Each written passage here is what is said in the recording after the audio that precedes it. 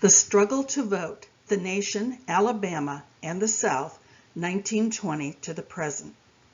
A 19th Amendment Centennial project of the League of Women Voters of the Tennessee Valley, Huntsville, Alabama. This presentation will cover a timeline for the struggle to vote from 1920 to the present. Most Americans believe that the 19th Amendment brought the right to vote to all women plus other rights of citizenship. This was and still is not the truth. Many women and men of various races, ethnicities, and nationalities still could not vote after 1920 and certainly did not have basic rights of full citizenship. There were gains by 1920 for many Americans. Many, but not all, women won the right to vote. The 17th Amendment of 1912 allowed direct election of senators by the people of each state, not by state legislatures. Many states turned to direct primaries where voters choose candidates running for offices, not just party delegates. Referendum and recall appear in more state constitutions. There were challenges, many of them. Women had only the right to vote. They did not win any other rights of citizenship, such as jury duty, property rights, guardianship of children, keeping wages earned, equal pay, access to higher education, or holding political office. Each state and local government differed in granting such rights. There were voting limits for ethnicities. The Chinese won the right to vote in 1943. Native Americans won it in 1962 and Japanese in 1952 after World War II, after suffering through internment camps and having property seized for no reason but their ethnicity. At-large political offices, which represent an entire political entity, not a subdivision, kept minorities groups segregated in small areas, powerless since their votes couldn't count as in by districts. Rule by city manager, who was not elected, allowed for the highest municipal office to be unaccountable to the entire populace. Two powerful government commissions, such as housing and zoning, put sewage plants in black parts of town to factories in poor areas. Corrupt officials gave out contracts only to white men. Lack of home rule, still none in Alabama, put all the power in the state government, denying counties and municipalities do not have the ability to govern themselves. Jim Crow laws took most civil rights away from both black men and women and poor whites by charging high poll taxes that were cumulative, taking away jury duty, requiring ownership of land to vote, and imposing impossible resident requirements that disfavored migrant farmers. Entrenchment of one party in the South, the Democrats, allowed for no viable competition or ideas and produced a generational politic.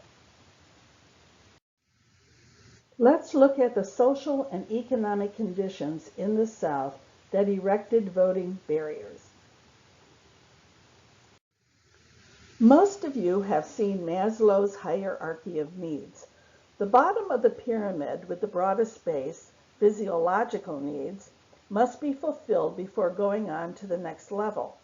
The next level of needs, safety, must be fulfilled before the third level, love and belonging, may be achieved. Esteem is the fourth level, and finally, full human potential is the pinnacle when all the lower needs are met. Unless a person progresses successfully through each level, he or she is not likely to reach full potential as a human being. There are many things that prevent progress through levels: extreme poverty, dietary deficiencies, insecure and poor, unsafe, unhealthy living conditions, institutional voter suppression and disenfranchisement, racial segregation, physical violence, restrictions on acceptable female roles, poor education, and chronic unemployment and underemployment with institutional restrictions of jobs. An example how to overcome this is by offering child care and transportation to family literacy programs. Parents who had to drop out of school are given an opportunity to go back and raise their education levels to get better jobs, better nutrition, and housing. Southern society has reflected what is suggested here for decades. It has negatively influenced economic conditions, especially rural. It perpetuated racial segregation and inequality. It restricted women with restrictions on their roles. We will next turn our attention to the economic and social conditions that affected Southern voting. One of the few jobs African American women could hold was domestic work, which was unregulated by labor laws. Eugenia Burns Hope, Charlotte Hawkins Brown, and Lucy Randolph Mason worked tirelessly for a legal reduction to the 18-hour day of domestic workers and for a minimum wage. Long hours and low pay made it extremely difficult to support families and take part in civic activities, such as just getting out to vote, let alone having Jim Crow laws prevent them from voting. White women could only be secretaries, maids, teachers, and shop ladies. They were not allowed to compete for men's jobs, nor receive equal pay. In the South, they needed to be protected from the world, especially those of the upper and middle classes. They were kept from college. Boys in a family went, but a girl only needed to find a husband and have children. 60% of farmers, black and white, were sharecroppers in the South. They suffered dietary deficiencies, lack of proper clothing and footwear, unsanitary water, lack of proper sewage disposal, and poorly constructed small shacks for living. Moving constantly prohibited them from registering to vote and therefore voting. They had no representation in the government. Everyone in the family had to work, children included. School was almost non-existent. Birth control was criminalized and or prohibited by religious groups and society. It was unaffordable for the poor. Education on birth control was prohibited by religious beliefs and social norms. Age of allowable marriage was not necessarily written in the statute, so it was not uncommon for girls of 12 to 14 being married with repeated pregnancies, leading to exhaustion and physical and emotional harm.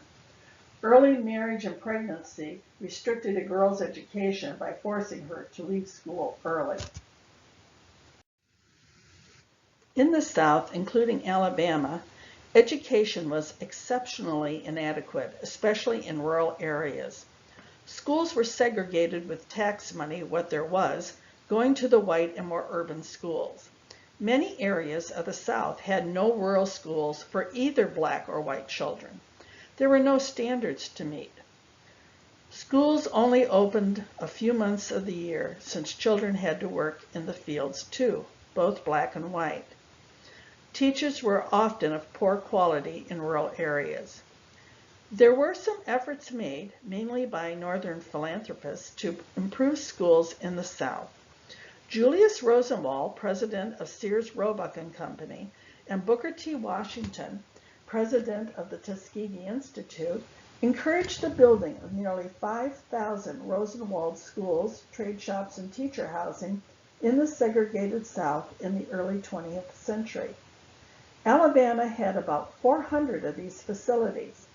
Rosenwald put up half of the funds to build and staff good schools for African American children. Washington developed the curriculum. The black families raised the other half of the funds with such activities as barbecues, bake sales, and special church offerings. The African American communities raised over $4.7 million. It has been estimated that 1/3 of all black Southern children were educated in Rosenwald schools. There is evidence that shows that school attendance increased, literacy improved, cognitive scores improved, and children stayed in school longer. The Skyline community of Jackson County, Alabama, 1934 to 44, was a cooperative socio-economic experiment of the Roosevelt administration. It was for whites only. Gee's Bend in Wilcox County was for blacks only. People were picked from relief rolls and given houses, farm equipment, and land to farm. They had to pay back the government eventually. They offered adult education classes as well as education for the children, a cooperative warehouse for all to use, schools, a commissary, and health care. The Kate Duncan Smith DAR School in Grant was an experiment in building schools during the Depression in the 1920s to uplift poor rural Appalachian communities. There were only two that were founded by the DAR. They included adult education. There was no reporting on controversial topics in local Southern newspapers. Local newspapers printed white-only news from a white perspective. Some African Americans did start their own papers to disseminate news of their communities.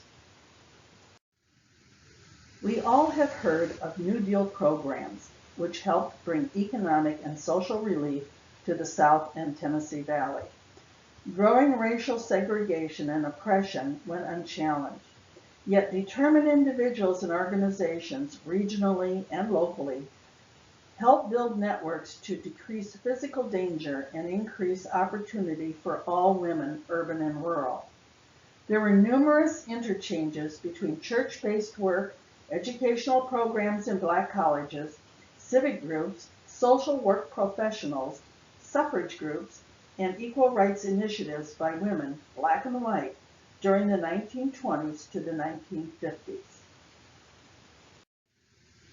Isabel Harris Bennett was born into a Methodist slaveholding family in Kentucky. She believed the Gospels supported equality of men and women and a social gospel of service to God through community works. She was a neighbor, in-law, and friend of Laura Clay, the founder of the Kentucky Equal Rights Suffrage Association. She worked for the Southern Methodist Women's Board of the Home Mission Society. In 1900, she was invited by a group of black preachers to start an interdenominational Bible study group, which led to the creation in 1915 of the Madison County, Kentucky Colored Chautauqua. The event drew prominent speakers such as W.E.B. Du Bois and George Washington Carver.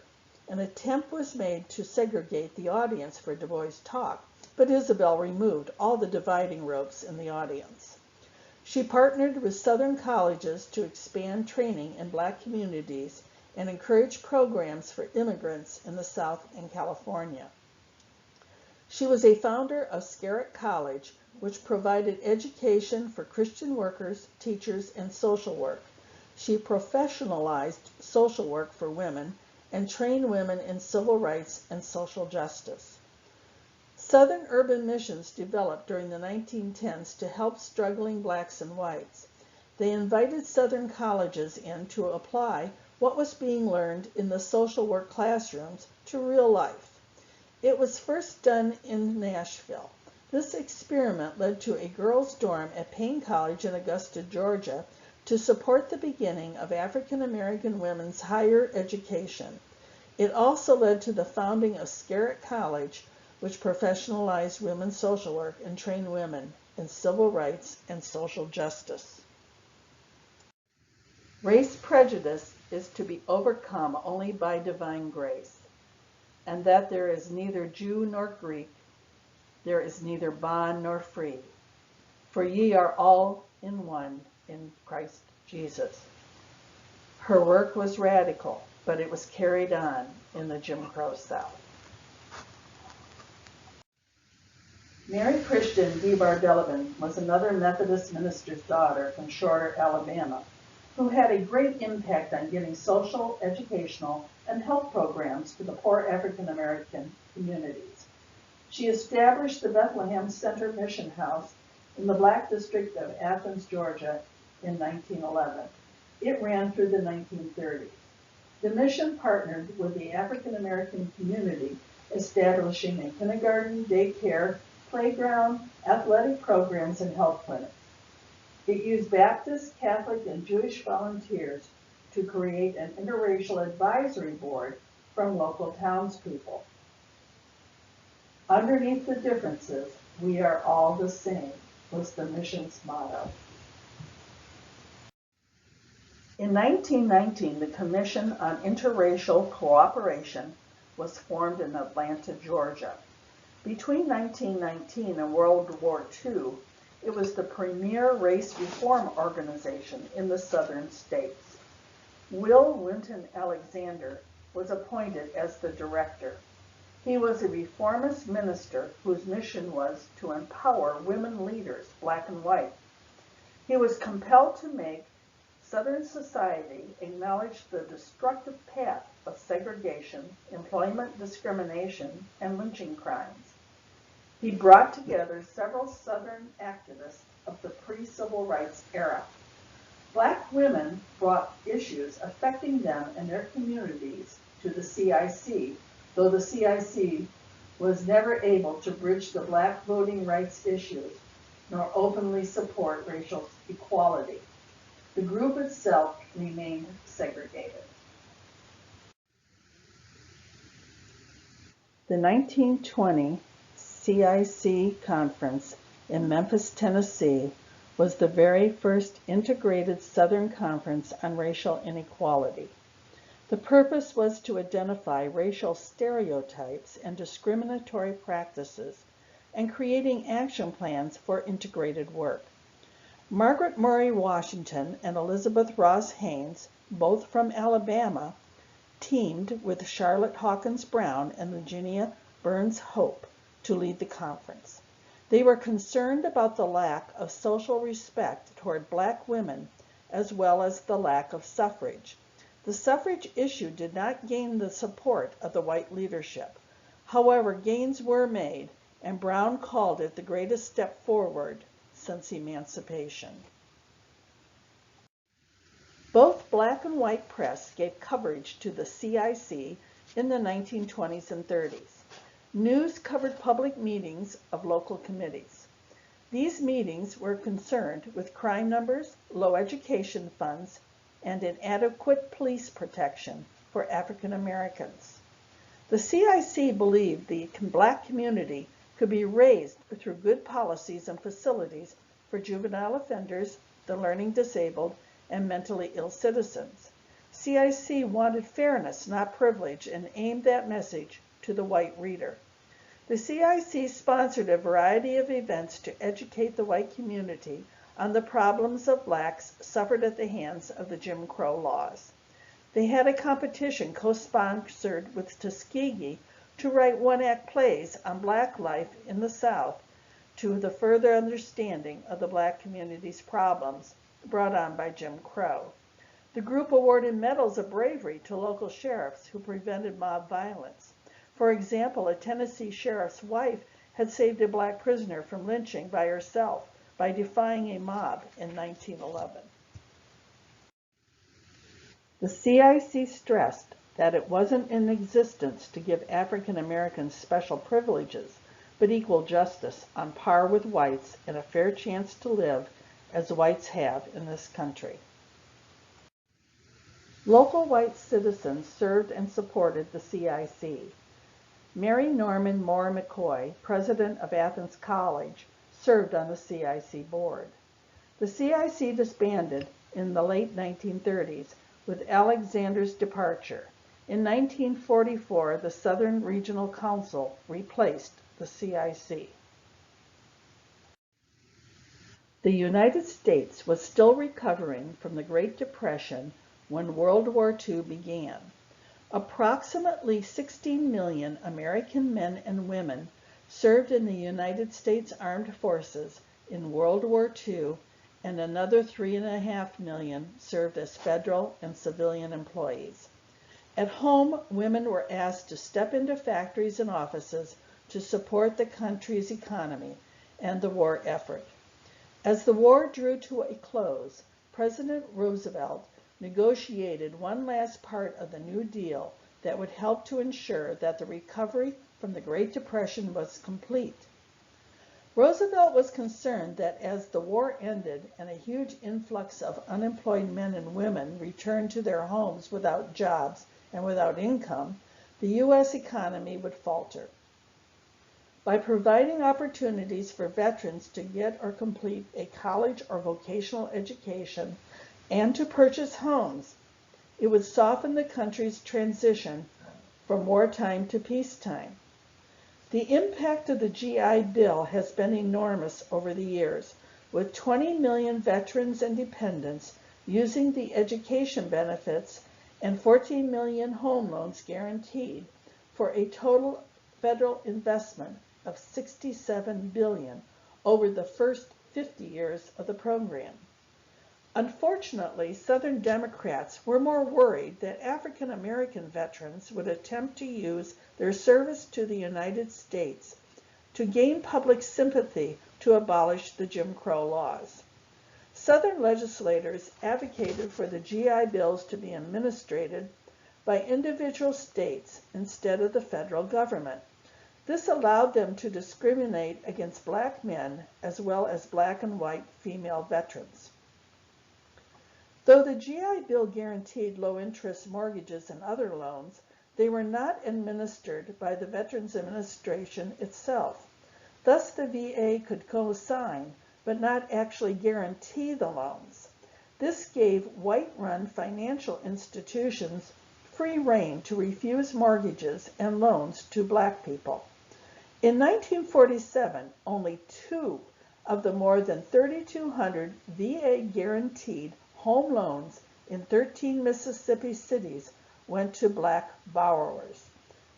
A young African-American soldier commented, "Had the 10 months I spent in France been in vain?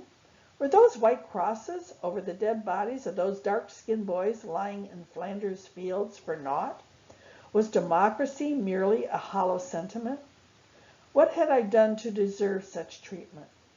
This fundamental shift in U.S. policy raised hope and expectation that things would be different once they returned to American soil.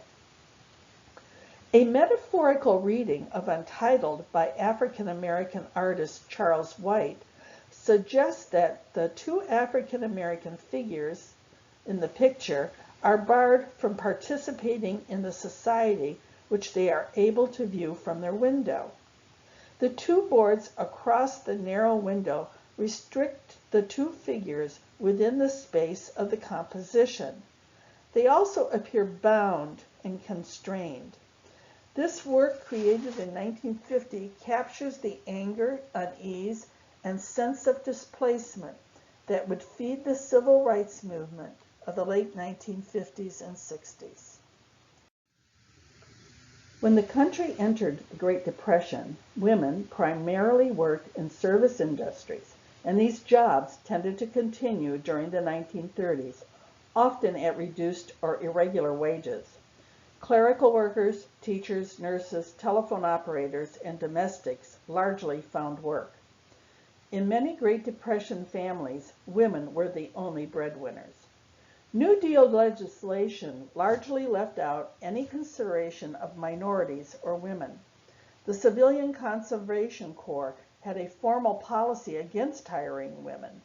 Many New Deal job programs cast women in traditional housekeeping roles. So when men were drafted and their jobs were vacant, and the military buildup generated many new jobs, white and black women were hired to fill office and skilled manufacturing jobs that weren't typically given to females or to minorities. Women were also able to enlist and to take on important and challenging military jobs that kept the war effort moving at home and abroad. African American women especially benefited since they were able to escape the domestic servant roles that had been their primary employment opportunity. After the war, women were encouraged to step away from the workforce again and go back to their more sex-appropriate jobs, farms, or in the case of African American women, back to being domestic servants. Despite the stereotype of the 1950 housewife, By 1950, about 32% of women were working outside the home, and of those, about half were married. When the 19th Amendment passed and Alabama created its own amendment allowing women to vote a few weeks later, hundreds of Madison County, Alabama white women registered to vote in the few weeks prior to the November election. Only 6 black Madison County women registered at that time. Our research is continuing to look at our own local primary evidence. However, those numbers suggest that the discriminatory practices put in place 20 years earlier within the 1901 Constitution were firmly in place in Alabama. A review of the 1962 map of the number of registered voters in Alabama suggests the oppressive voter registration laws had virtually eliminated black voters from the voting registry in some Alabama counties. In 1957, President Eisenhower sent Congress a proposal for civil rights legislation that would provide federal protection for African American voting rights. Opponents of the act were able to remove several provisions, limiting its immediate impact. Despite having a limited impact on African American voter participation, the Civil Rights Act of 1957 did establish the United States Commission on Civil Rights and the United States Department of Justice Civil Rights Division. Alabama's African American community was key to bringing about the passage of the 1965 Voting Rights Act. In 1962, African Americans in Selma, located in Dallas County in the heart of the Black Belt, initiated a series of events that would ultimately cause the president and the nation to recoil in horror at the brutality of the manner Alabama was treating peaceful civil rights protesters. In 1962 through 1963, large numbers of African Americans showed up to register to vote at the Dallas County Registrar and were deliberately slow-rolled, with very few being registered. In December 1964, Dr. Martin Luther King Jr. presented the SCLC Plan, Project for an Alabama Political Freedom Movement, a plan conceived by James Bevel that caused for mass action and voter registration attempts in Selma and Dallas County. As King began his Selma campaign, hundreds of African American Alabamians and civil rights activists met at Brown's Chapel in spite of an injunction limiting gatherings of more than 3 people, and then marched to the courthouse to register to vote. None were registered. On March 5, 1965, King flew to Washington to speak with President Johnson about the voting rights bill. He then announced the plan for a massive march from Selma to Montgomery. On March 7, 1965, on what would become known as Bloody Sunday, John Lewis and Hosea Williams led about 600 people on what was intended to be a march from Selma to Montgomery.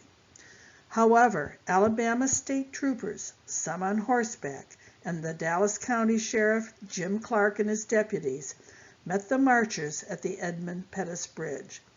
When the marchers refused to disperse, they were driven back with billy clubs and tear gas, with 16 being hospitalized and at least 50 others injured.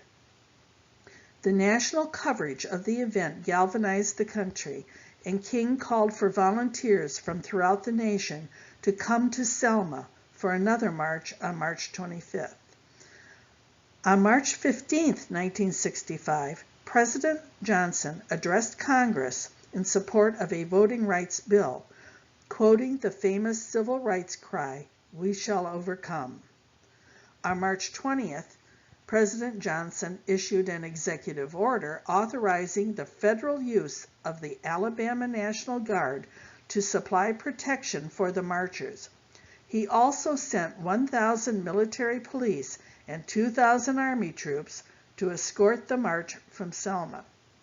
On March 25th, during the Selma to Montgomery March, about 25,000 demonstrators joined the marchers when they reached Montgomery for a final rally at the state capitol.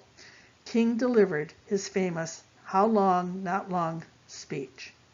On August 6, 1965, President Johnson signed the Voting Rights Act into law.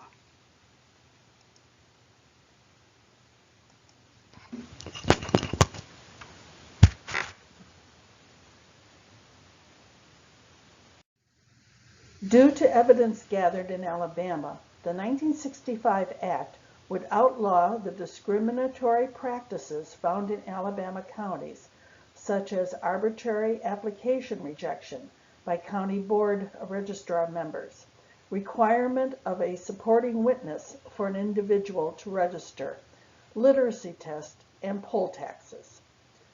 The 1965 Voting Rights Act also strengthened what the federal government could actually do about violations, something lacking in all previous federal laws.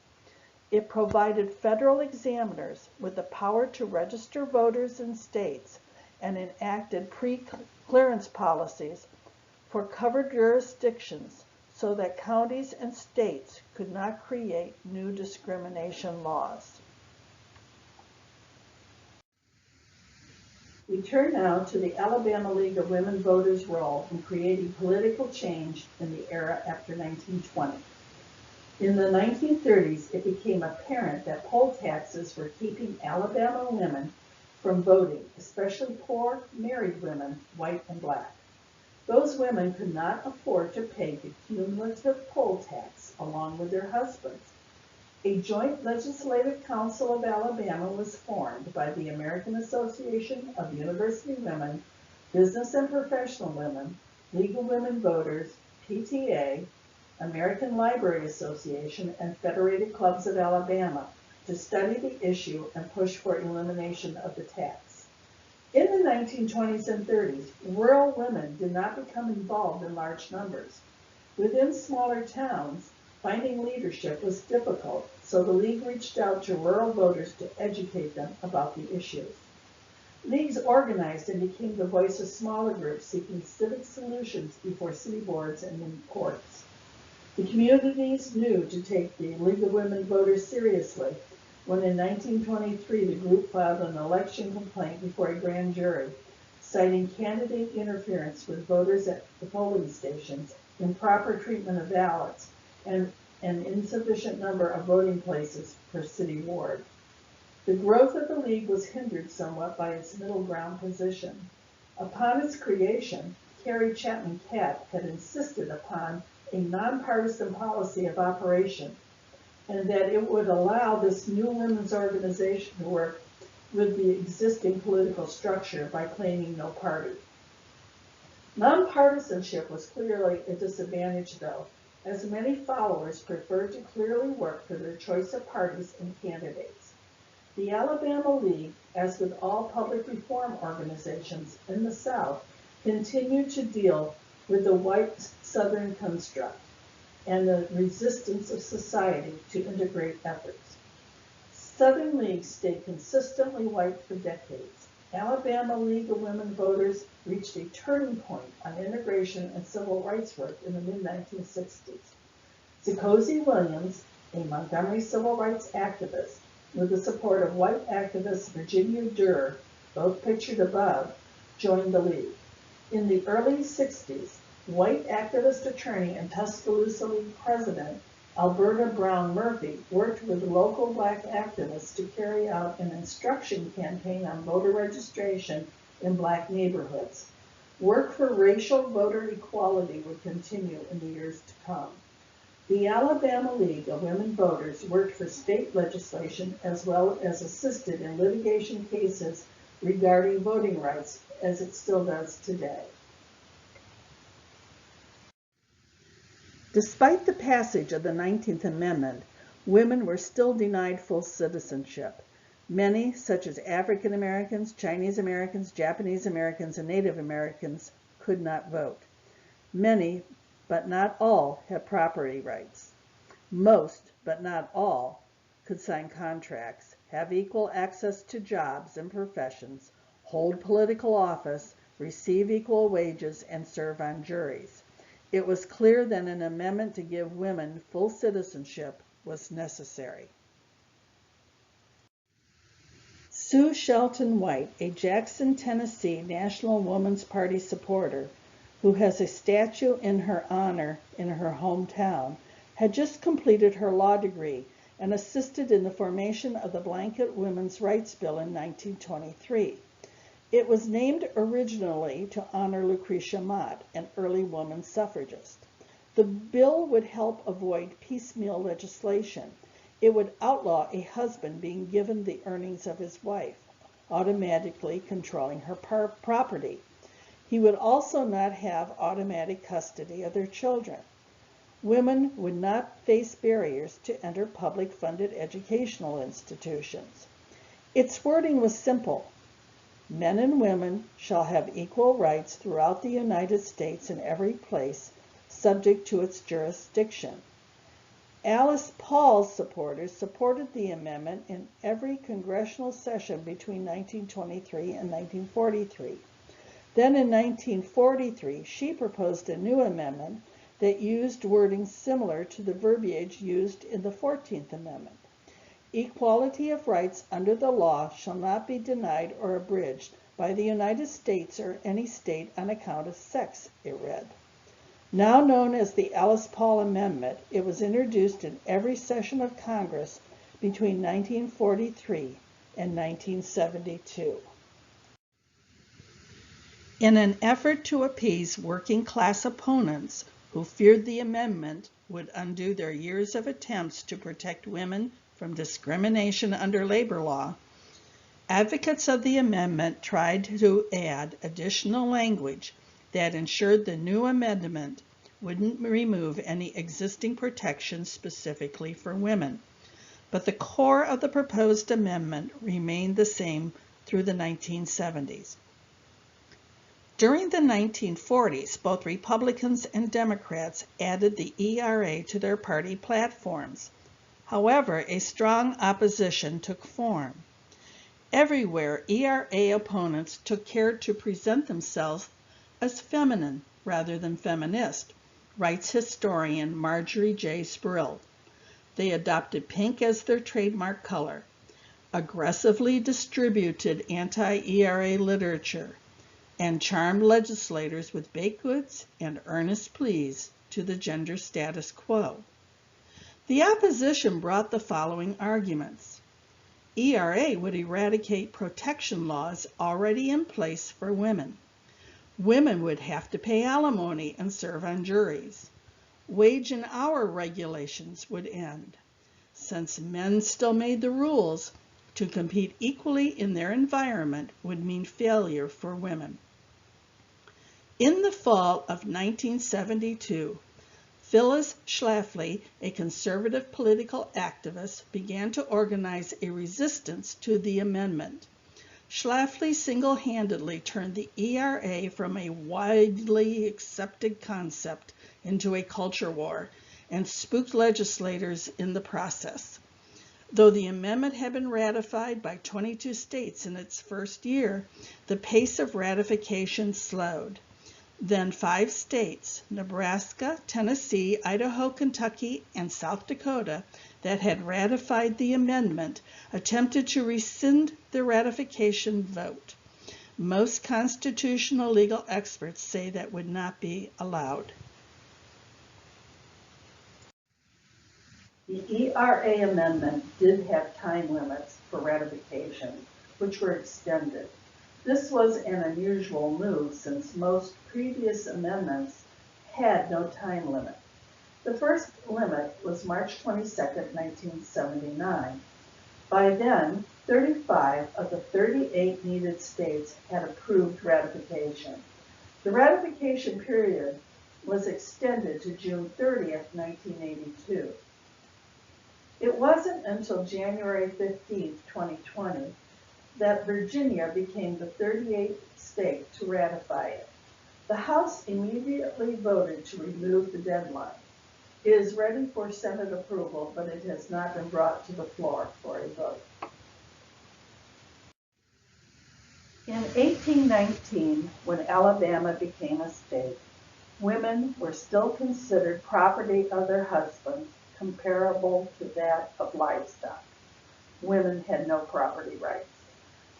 The Civil Rights Act of 1957 forced Alabama to allow women to serve on federal court juries. It wasn't until 1966 that Alabama women could serve on a jury in a state court.